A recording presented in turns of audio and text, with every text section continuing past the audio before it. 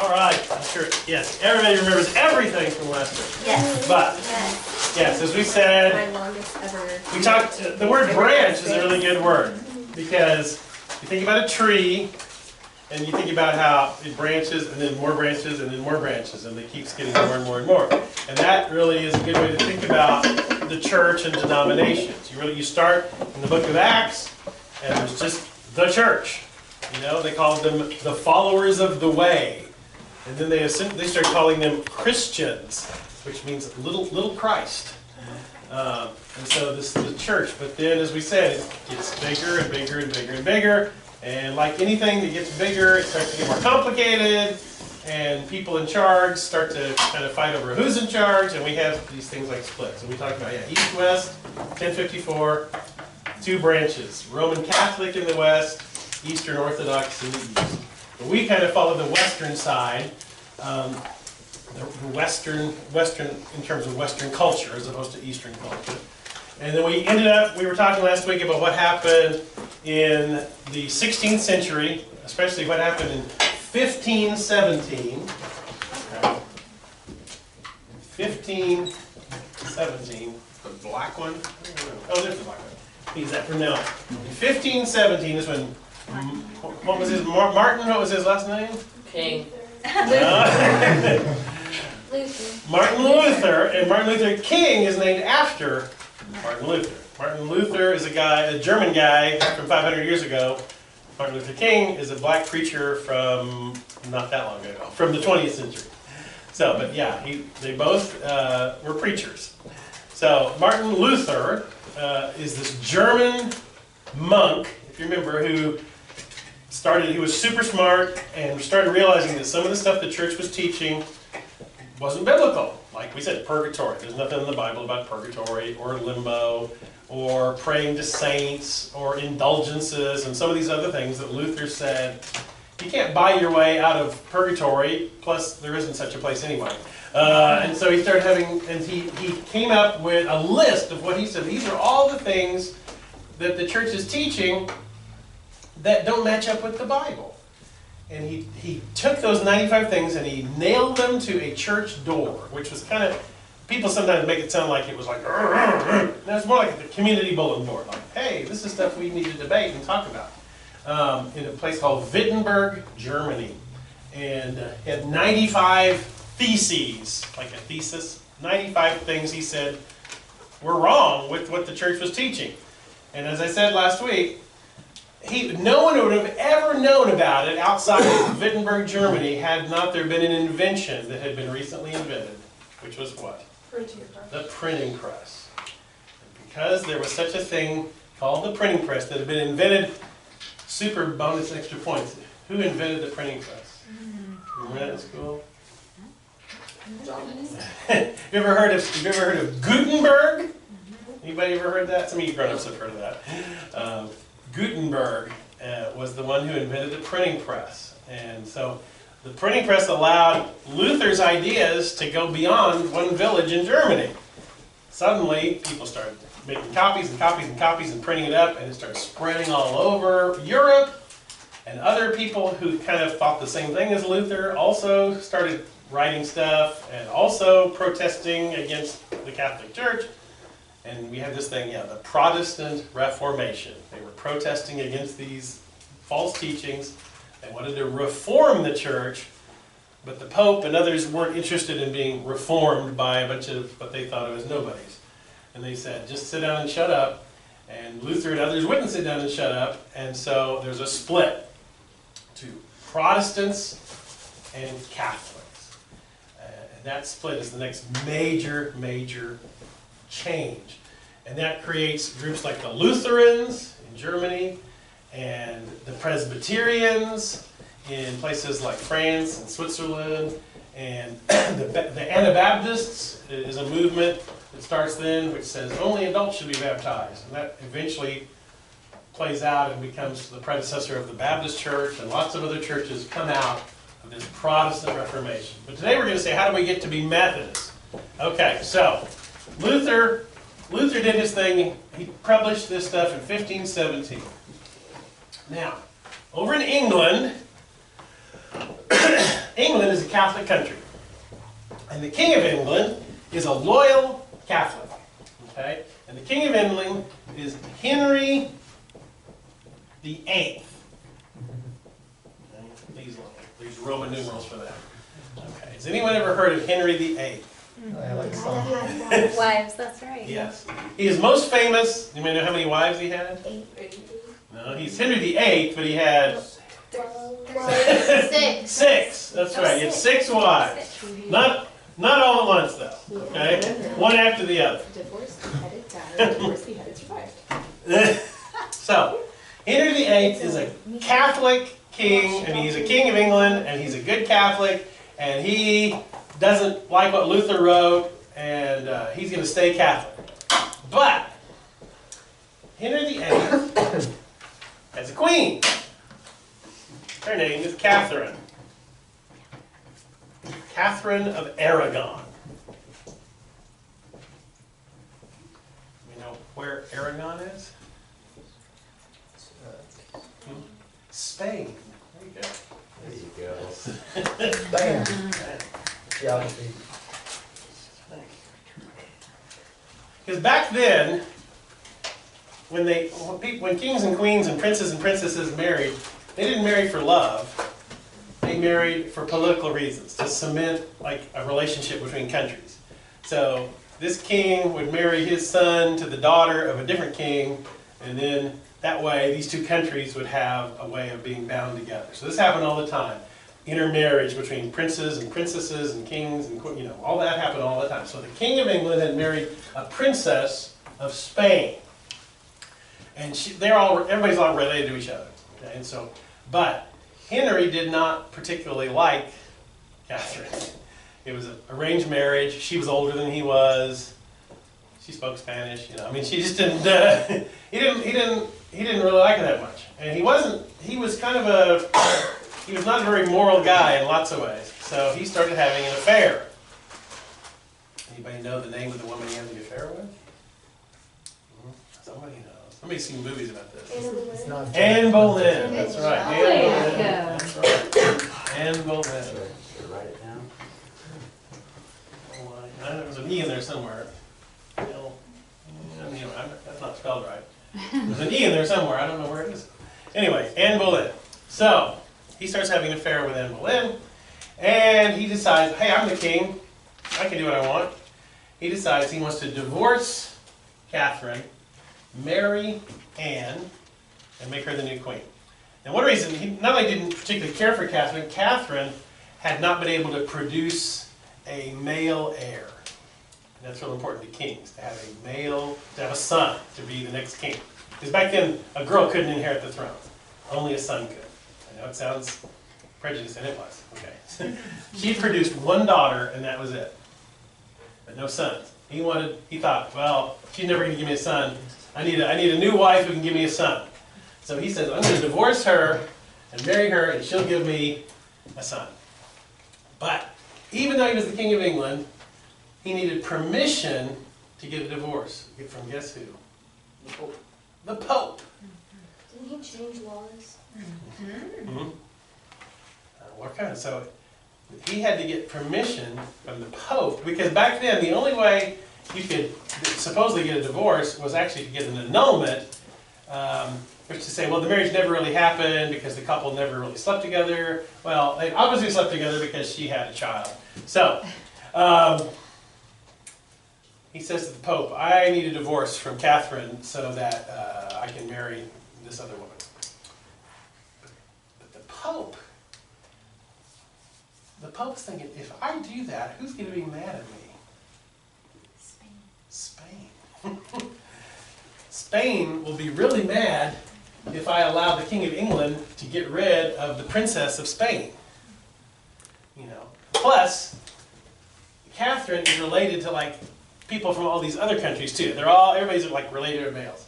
So the Pope knows if he grants Henry the divorce, Spain and other countries will be mad at him. So the Pope says, nope, you can't divorce her. So here's where Henry does something sort of monumentous that never would have happened before Martin Luther and all those guys. The King of England kind of goes, I can't divorce her without the Pope's permission. I guess I'm not going to be Catholic anymore. I guess we'll switch to Protestant. So the King of England decides that England is now going to be Protestant instead of Catholic. But instead of becoming Lutherans or Presbyterians or some other following one of these other guys, the King of England decides, you know who's going to be the head of the Church of England? Me. So the King of England declares himself the head of a new church called the Church of England. Sometimes called the C of E, or sometimes called the Anglican Church. Anglican Church. Okay. So Henry VIII declares himself the the head of the Church of England in 1534, but not that far after Luther. So England now becomes its own thing, its own church. The king is the head of the church, and so I say they became Protestant, but kind of, sort of, because Henry, he liked part of what the Catholic Church had, but he also liked part of what the Protestant churches had. So the Church of England ended up being kind of a church, even though it was independent of the Catholic Church, it had a lot of the same stuff in it as the Catholic Church. Like, they still had priests. Okay? The other churches just had pastors. The Church of England still had priests. Now, they could get married, which is different from the Catholic Church. The Church of England had priests, they had bishops, which all these other Protestant churches, they didn't have bishops. They had priests, they had bishops, and the order of service, like if you went into an Episcopal church, or an Anglican church, or Church of England church, it would feel to us really Catholic. Kind of the way, very formal, very, very, very similar to the style of the Catholic Church. So it was almost like the style of the Catholic Church was more of the Protestant beliefs. So it's almost kind of this halfway kind of church between Protestant and Catholic. Now, I said Anglican. Another word for that church is Episcopal. Okay, Episcopal. And some of you remember what I said. There's a Greek word, episkopos, that's usually translated bishop. Okay? So an Episcopal church is a church that has bishops. Okay? So in this country, we have Episcopal churches, and they are tied back to the Church of England, also known as the Anglican Church. Anglican just means like English. Okay? So this is the birth of the Church of England. Now, why did I spend time talking about the Church of England? Because the Church of England is where Methodism comes out of. Okay? So the Church of England was born in 1534, and, just like a sidelight, Henry ends up, after, he marries his mistress, Anne Boleyn. She also gives him one daughter, and then he gets tired of her and has her executed, beheaded. And then he marries a third wife, and a fourth wife, and a fifth wife, and a sixth wife, and he has several of them killed. But just kind of ironically, the daughter born to the first wife and the daughter born to the second wife end up becoming both queens. The first one, Mary, tries to turn England back to the Catholic Church, like her mom, Catherine, and starts a whole kind of civil war, and her mom becomes known as Bloody Mary. And then she dies, and her half-sister, Elizabeth, daughter of Anne Boleyn, becomes the queen, because there's no male heirs. And Elizabeth is now a Protestant, and keeps the country Protestant, and reigns for like 50 years or something. I can't remember. But Elizabeth I ends up being Queen of England for a really long time, and establishing Protestantism as the type of church in England. And of course, the current queen is Elizabeth II. This was Elizabeth I. Quite a few kings and queens in between the two of them, but they have in common, both of them reigned a crazy long time. I think current queen is like the longest ever, though, I think. Yeah. She became queen before I was born. And I'm pretty old, so anyway, she's pretty old. So anyway, you got the Church of England. And the Church of England is chugging along, and we jump forward now to, oh, by the way, the Church of England does some interesting things, like when James becomes the King of England, James the First, he decides there needs to be a new English version of the Bible. He orders there to get all the best English scholars to translate the Bible into English.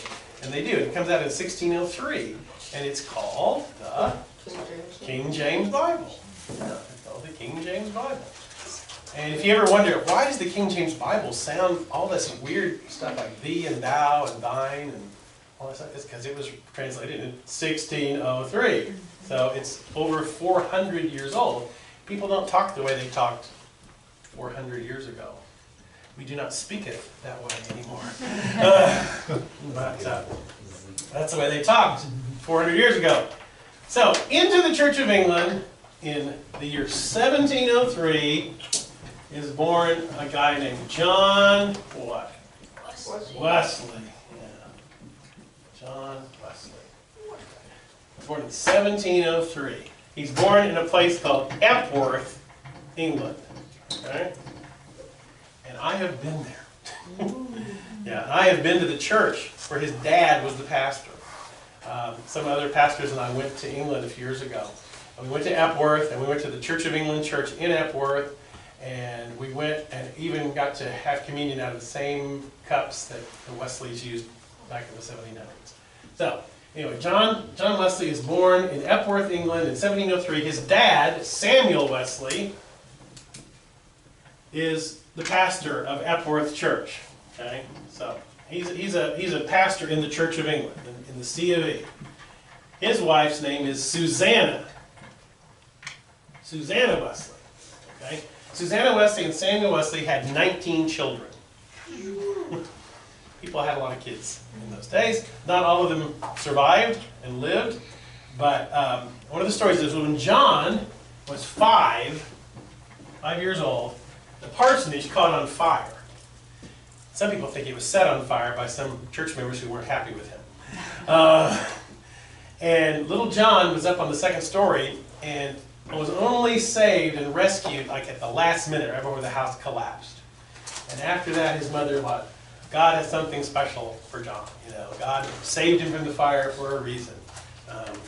So John Wesley grew up as a pastor's kid in Epworth, and his dad, frankly, was not a very good preacher. He was more interested in writing books that nobody would ever read. And he would take long vacations and breaks and go to London to write his book and leave other people to do the preaching, which, anyway, the attendance at the Epworth church fell really low. Nobody was coming to church in Epworth. And Susanna Wesley was thinking her kids weren't getting any Bible, weren't getting any Bible information. So every week, she would teach her children from the Bible. She would do a Bible study with her kids. And some of the neighbors heard about this and hey, can I come and listen? Because Susanna was a really good teacher. And so neighbors started coming and listening to Susanna teach the kids, and then they told their friends, and they told their friends, and before you know it, there was 100 people coming and listening to Susanna Wesley teach the Bible to her kids. And Samuel Wesley had left his associate in charge, and his associate was even a worse preacher than he was, and that's why nobody was coming to church. But how do you think the associate felt about more people coming to Susanna's Bible study than were coming to church? He was really embarrassed by that. So he wrote a letter to Samuel Wesley and said, please tell your wife to stop doing this. And Samuel Wesley wrote a letter to Susanna and told her, you need to stop doing this, it's embarrassing to my associate, more people are coming to listen to you than him. And Susanna Wesley wrote back to her husband, my dear, if you order me to do that, I will be obedient, but the people's souls will be on your head. And he never ordered her to do it. And people kept listening to Susanna teach. So Susanna was really the Bible teacher of the family, and really responsible for John Wesley's Bible knowledge. Shows you how different she would have been a pastor if she lived in our time instead of her time. So anyway, John Wesley, like a lot of people, grows up thinking, well, I guess I'm going to do what my dad does. So he decides to go to England, go to college and become a priest in the Church of England. He goes to Oxford. Have you heard of Oxford? It's a prestigious university in England. He goes to Oxford to become a priest. But but John Wesley, frankly, is a kind of a, well, he's kind of stiff. I mean, he's very formal. And he and some other guys were kind of, you know how I talked about the Pharisees today in church? They were kind of almost like that. They were like super Christians, but like super, like they'd get up every morning at 4:30 to pray. How many of y'all do that? I don't either. And they would meet for Bible study like every day, and John Wesley was like super strict about his own spiritual life. I mean, he had a journal that had every 15 minutes marked out, and he had to write down what he was doing every 15 minutes because he didn't believe in ever wasting time ever. So he had every minute of his life planned out every single day, including when to pray, when to study, when to this, and this. And he had a little small Bible study group there at Oxford College that were guys like him. There's all men there. And even, this is in the 1700s, but even that long ago, we're talking more than 300 years ago, how do you think the other college students felt about that? I think they thought, oh, those guys are cool. No. They thought they were weird. So they started calling them names for being so hyper-focused on the Bible all the time, and getting up at 4 o'clock in the morning to pray. So they called them, they made fun of them, they called them the Bible moths. These names aren't as devastating today as they would. They called them the enthusiasts. Man, what a burn, right? And they also called them, what do you think they called them? The Methodists. They called them that because they were so methodical. Like I said, Wesley, every 15 minutes is planned out. Everything is totally planned out. So they said these guys are the Methodists because everything is so, down to the last minute. That's where the name came from. It started as an insult or as a joke. That's what they called them, Methodists. So Wesley finishes his studies. He becomes a priest, and he gets a job offer. And the job offer is to go with a bunch of British people to America to be the chaplain for a colony in Georgia, in the colonies. Remember, this is before the American Revolution. This is when the American colonies. So Wesley goes as the chaplain with a group of colonists to Georgia. And he takes his job very seriously, and he expects all the colonists to get up at 4 o'clock in the morning and pray, and come to church every morning, and on and on and on. How do you think the colonists like that? They didn't. They didn't. No, they didn't go for it at all, and he got really frustrated. He also kind of started dating this woman, but he was so sort of shy and proper, she couldn't tell if he liked her or not. I mean, he was he would never come around and say anything to her. Her name was Sophie. And finally she got tired of him just like not ever being upfront about how he felt about her, so she started dating another guy.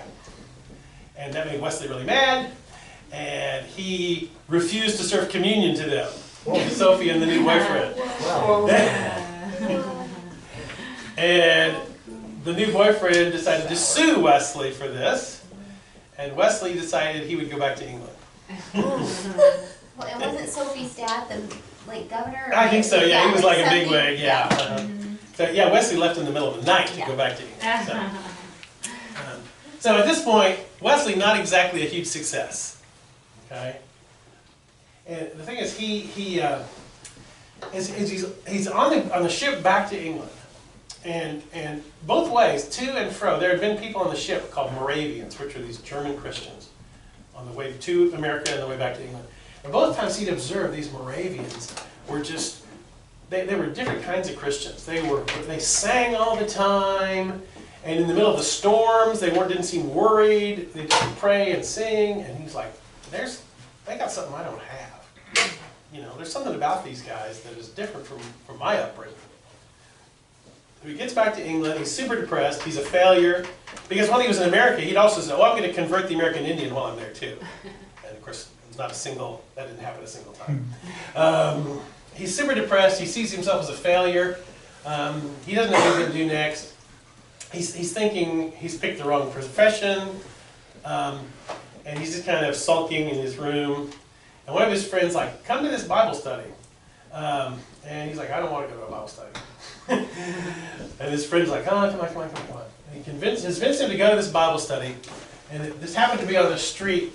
These names pop up. He's on Aldersgate Street. That's where the Bible study was. And this is the big moment for Wesley. Because guess what they're studying? They're studying the book of Romans at the Bible study. And guess what they're using to study it? They're using the notes of, guess who? Martin Luther. Okay. And now Wesley is already a priest. He's already been to seminary, basically. He knows the Bible really well. But that night, even though he already knew the Bible and he'd been to seminary, that night it was like something clicked. And what clicked for him was God's love. What clicked for him was grace. What clicked for him is that we're not saved by our works, but we're saved by the love of God, by grace. And he'd read that before, but he never got it. Because he tried all his life to win God's approval by being perfect.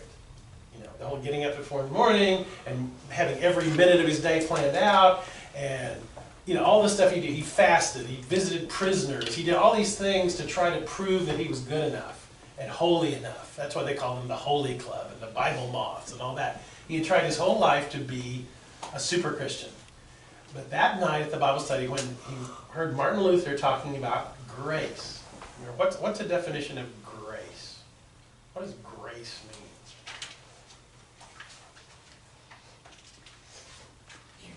You know what grace is.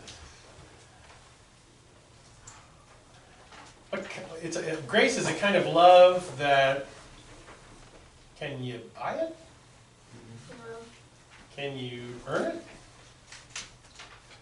Can you deserve it? No.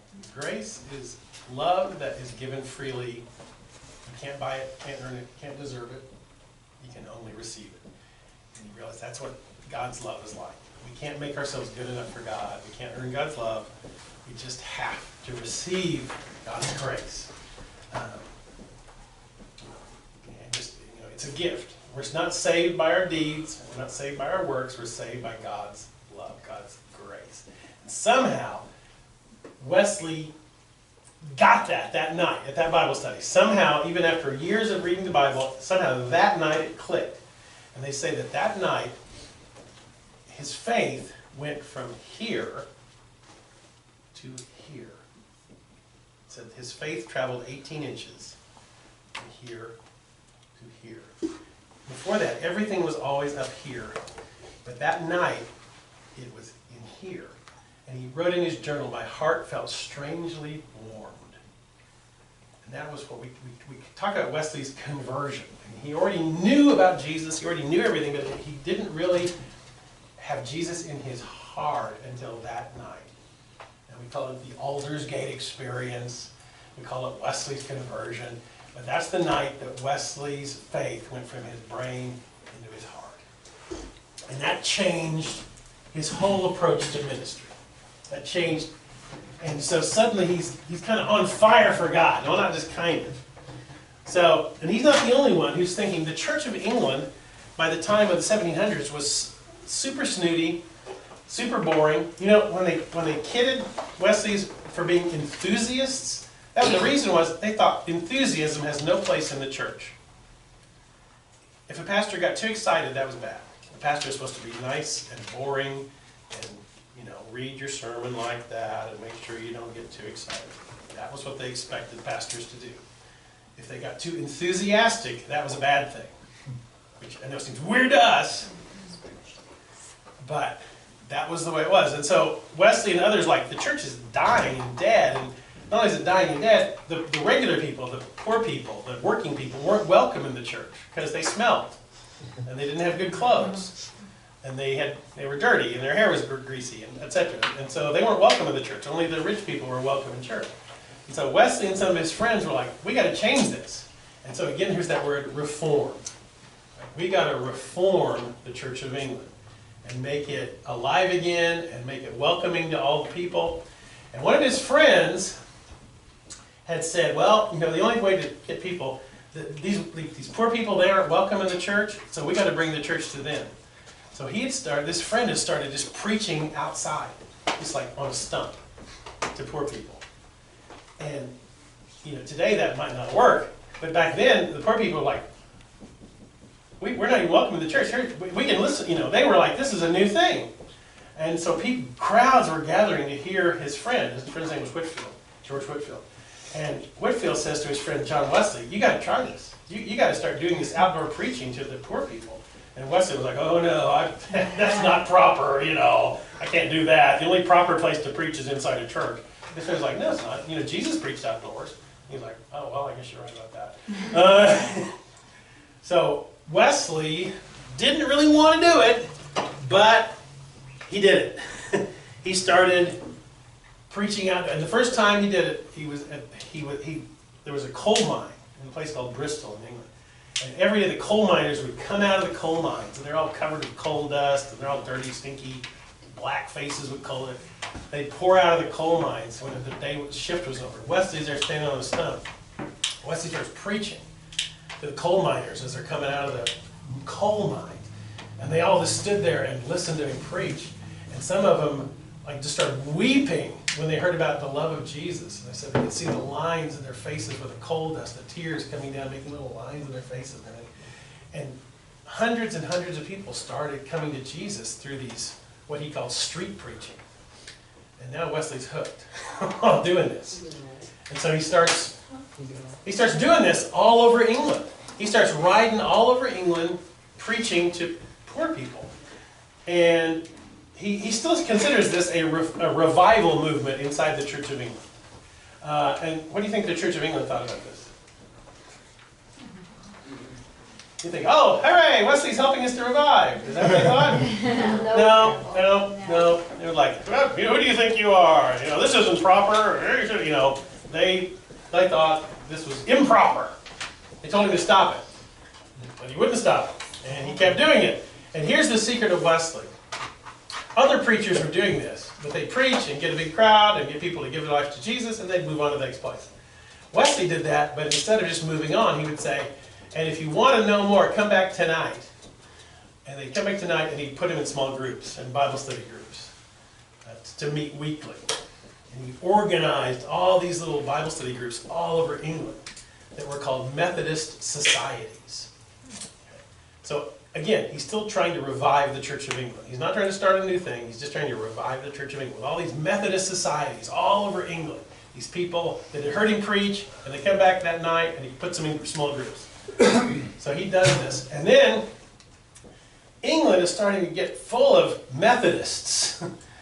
And Wesley has a big idea. He's like, you know what? This needs to happen in the American colonies too. This whole movement needs to, because there was Anglican, Church of England was big in the American colonies too. So he decided to send some guys over to America to start this whole thing in America. And long story short, the main guy that became the leader of the Methodists in America was a guy named Francis. Anybody know his last name? Francis Asbury. Francis Asbury. And Francis Asbury becomes the leader of the Methodist Church in the American colonies. And in the American colonies, they start using these guys called circuit riders. Okay? Which were like, the idea was, okay, Billy Bob, you've got the northern half of Georgia. That's your territory. So Billy Bob gets on his horse, and he goes from town to town in northern Georgia preaching at every little town and forming these like Bible study groups. And he's like, I'll be back in 3 months to serve communion. and then you go to the next town, you know? And in the meantime, they would just meet weekly as a Bible study group, and then once every 3 months, Billy Bob would come through and preach and serve communion and baptize people, and then he'd go on to the next town. This happened, this is how the Methodist movement spread super fast, without church buildings, just with these guys on horseback, going from town to town, preaching, forming Bible study groups, going on to the next town. And that's, Methodism kind of gets really big in America. But then something else happens. Around 1776. What would that be? Small kerfuffle. What happens in 1776? Come on. The American Revolution. Yeah, the American Revolution. You learned about that this year, No, I people. haven't learned about it. Did you know that? Sit up. Yes, you have. Yeah. The Declaration of Independence. Yeah. We have you learned about that?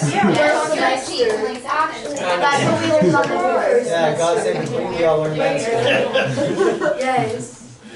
See, there's a date on the Declaration of Independence. What's the date of that? July 4th. Yeah, July 4th. George Washington. My fourth is. July 4th, 1776. That's oh, I don't know. It's okay. All right, so there's this little, a little squabble between the colonists and George III, King of England. And the American colonists decide they're not going to be a colony anymore, they're going to be their own country now. And they declare their independence from King George over in England. So, as I said, one of the churches that was really big in the colonies was the Church of England.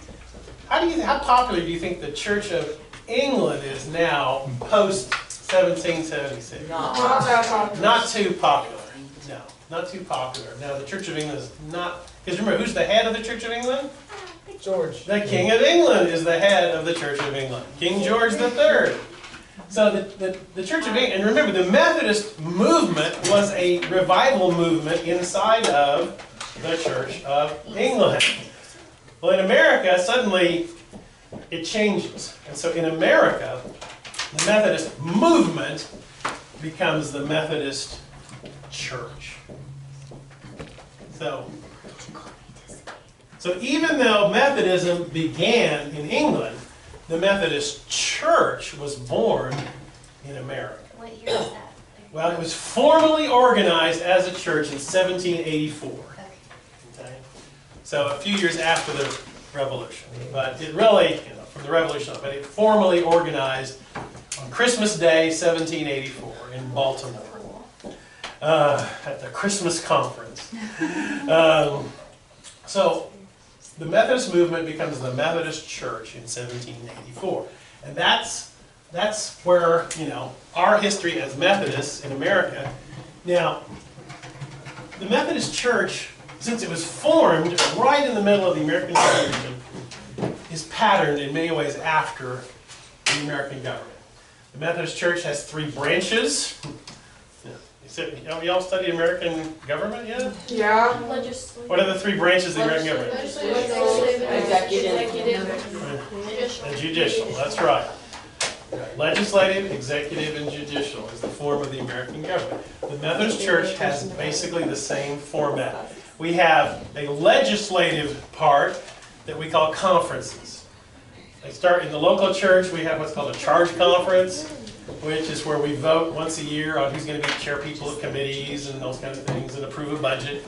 Once a year I go to what's called annual conference, which is for the whole state of Oklahoma, which would be like the state legislature, where the ministers and lay people from all over Oklahoma Methodist churches meet and vote on budgets and all that kind of stuff, ordain new ministers. Then there's a national meeting once every 4 years called General Conference, where delegates from all over the world come, from Methodist churches all over the world, and vote on stuff. That's the legislative part. It goes from the local church to the state level, to the nation level, to the international level, and it's always legislative. We have an executive branch that are called what? They don't wear big hats, but what are they called? They're called bishops. Yeah, we have bishops in the Methodist Church. Oklahoma has its own Methodist bishop.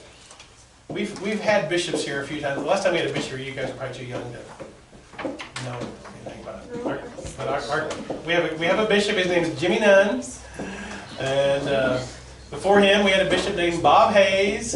And anyway, we have bishops, and we have a bishop of just Oklahoma Methodism. Okay, and then there's bishops each.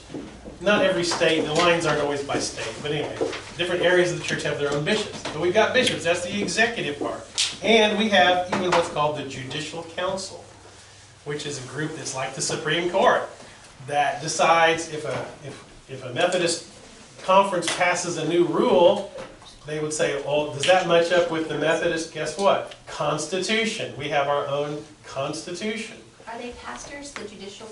No, a lot of them. They, Lay people who happen to be lawyers usually. okay. So all those things in our structure kind of are mirror the American form of government. I say, and so the way we do things, we don't have there's not like one super bishop. Like in the Catholic Church, there's bishops, then there's archbishops, then there's cardinals, then there's the Pope. But we don't have that in the Methodist Church. We just have bishops. And there's no like super bishop or anything like that. They're all but so we don't have like one person who's like the president of the Methodist Church. And only that meeting once every 4 years, they are the only group that is like the legislature that can make any decision for our whole denomination. Okay? So our structure, just like sometimes the government was like, how long is it going to take to get this law passed or this thing changed? You know, you read, if you're going to read the paper, but it seems like it takes forever for the government to sometimes do stuff. Well, sometimes in our church it's the same way because it's very similar to the structure of our government. It's lots of committees and conferences and legislature type bodies. Okay? So a little bit of Methodist history. The Methodist Church starts, and at one point it's the biggest denomination in America. Now, at one point there were more Methodist churches than there were post offices. Like every town's got a Methodist church before they even got a post office. It spread so fast because of these circuit rider guys. Well, you may have heard me, if you were here at church about a month ago, you may have heard the Methodist Church. Actually, the name of the Methodist Church the official name was the Methodist Episcopal Church. And they used the word Episcopal. All that meant was we have bishops. Okay? That's what the word Episcopal meant. It says we're a church that has bishops. Well, the Methodist Episcopal Church split in the 1800s over what? What did our country split over in the 1800s?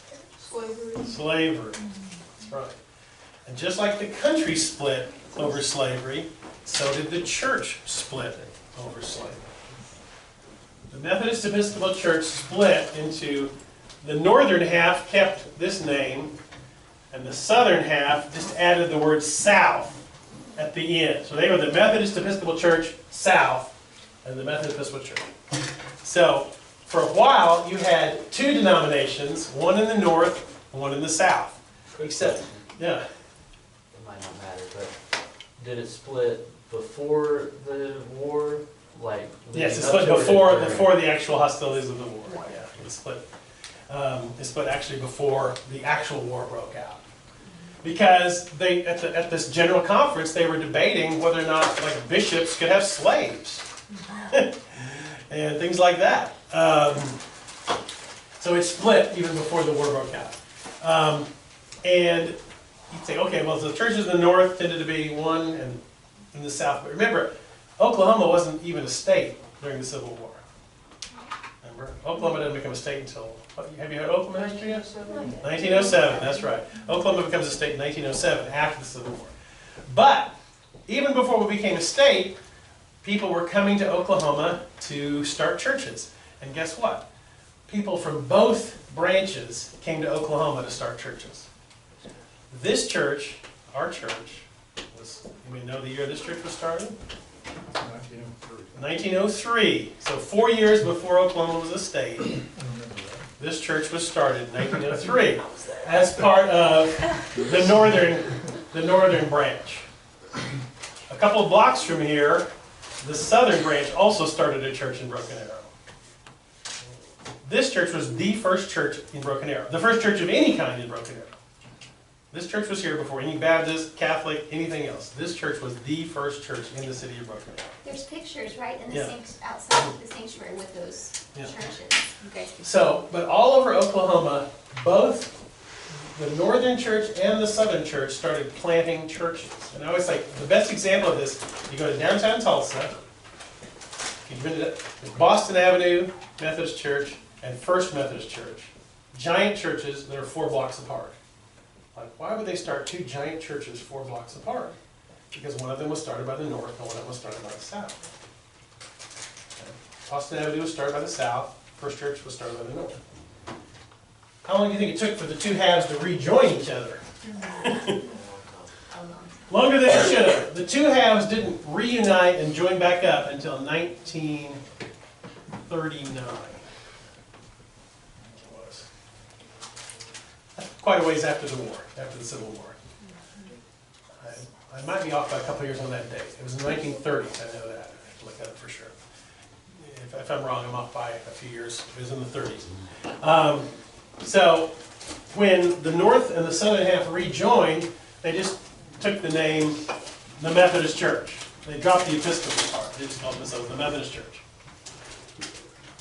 But that's still not our name yet, is it? Because there was this other little denomination that was started by German immigrants. And let's see, it was called, it was called the Evangelical United Brethren. Okay? This was a church that was started in America by German immigrants. So all those services were in German, because it was first generation German immigrants. But what happens with any group of immigrants that come to this country by the second generation? They start speaking English, right? Instead of, so after a couple of generations, it's all in English. But they had patterned themselves after the Methodist Church. This little German church had patterned itself after the Methodist Church. So in 1968, that church, the Evangelical United Brethren, merged with the Methodist Church, and they had a new name called the United Methodist Church. Handwriting's getting worse here. Okay? But that's how we got our current name. They took the word united from that other one up here, and then they added it to the Methodist Church, and it became the United Methodist Church. So our church here has actually been a part of, you might say, 3 denominations. We were part of the Methodist Episcopal Church, we were part of the Methodist Church, then we were part of the United Methodist Church. So that, in terms of our quote denomination. And does the first just come because we were the first? We were the first Methodist church in Broken Arrow. Yeah, most towns have a First Methodist church. Like downtown Tulsa, there's First Methodist of Tulsa. That's because it was the first Methodist church in Tulsa. First Methodist of Wasso, First Methodist of Bixby, First Methodist, etc., Jinx. Now, even that may change. Because there's a meeting coming up in May of this year of our denomination, and the names may change again. Because there's people disagreeing about a lot of stuff in our church about the future, and so we may even have another name change coming down the road. But the thing about the Methodist Church is probably the most diverse church in America, because you've got people all over the country, and if you went in any 10 Methodist churches, you would find 10 different styles of lots of stuff. In terms of how the preacher preaches, what kind of music, what kind of building, lots of Methodists. It's not like McDonald's where you go in and the menu is the same. You can go in a lot of different Methodist churches and find very different churches. Like if you went to First Church Tulsa and Boston Avenue, they would both be very different from each other and from us. If you went to St. Stephen's, Broken Arrow, or Heritage, Broken Arrow, or Abiding Harvest, Broken Arrow, they would all be different from us. But we're all under this umbrella of the Methodist Church. And we always keep looking back to this guy, John Wesley, and his experience of that. what he had at that Bible study, that it's about not just your head, it's about your heart. It's about grace. It's about God's love that he gives without price or measure. And Wesley believed that to be a Methodist meant you love God and people, which is why not only did he preach about salvation, he also preached things like, we ought to start a school for the poor, because poor kids didn't have a school back in England. And we ought to treat prisoners in prison more fairly. And we ought to abolish slavery. And in other words, he cared about what was happening in the culture as well as people having this direct connection with Christ and with God. And so that's our heritage as Methodists, is both loving God and loving people. So, Real quick, what happened to John Wesley? Like, did he like form a Methodist church in England? no, he stayed a member of the Church of England until his death. Okay. Huh? He died of old age. He was like 90. I mean, he lived to be a really old man. And by the time, when he was young, he was kind of ridiculed and all that. By the time he was an old man, he was very revered and respected. But even when he was in his 80s, he would be out in the snow collecting for the poor. I mean, he was that committed to helping the poor and helping people. I mean, I've been to his house in London. I've seen the bed he died in, and he had a little closet off his bedroom where he had a prayer bench, a little kneeler, where every morning he still got up early in the morning and prayed at this little bench off of his bedroom. And I got to kneel there and pray in the little room where Wesley prayed and all kinds of stuff like that when I went to England. So, if we have time for questions or not. Definitely. That was maybe more than you want to know, or maybe not enough. But we, if you say our branch, okay, the church, the Catholic, to the Church of England, to the Methodist, okay, that's how we go. We go from one church to Catholic, to Church of England, to Methodist. That's how our branch springs out of this tree. And other denominations have branched out of the Methodist Church. The Nazarene Church broke off from the Methodist Church. The Pentecostal Holiness Church came out of the Methodist Church. The Salvation Army came out of the Methodist Church. So not only did we come out of churches, other churches have broken off and come out of us. Salvation Army always surprised me. Really? Yeah. General Booth, who started the Salvation Army, was a Methodist.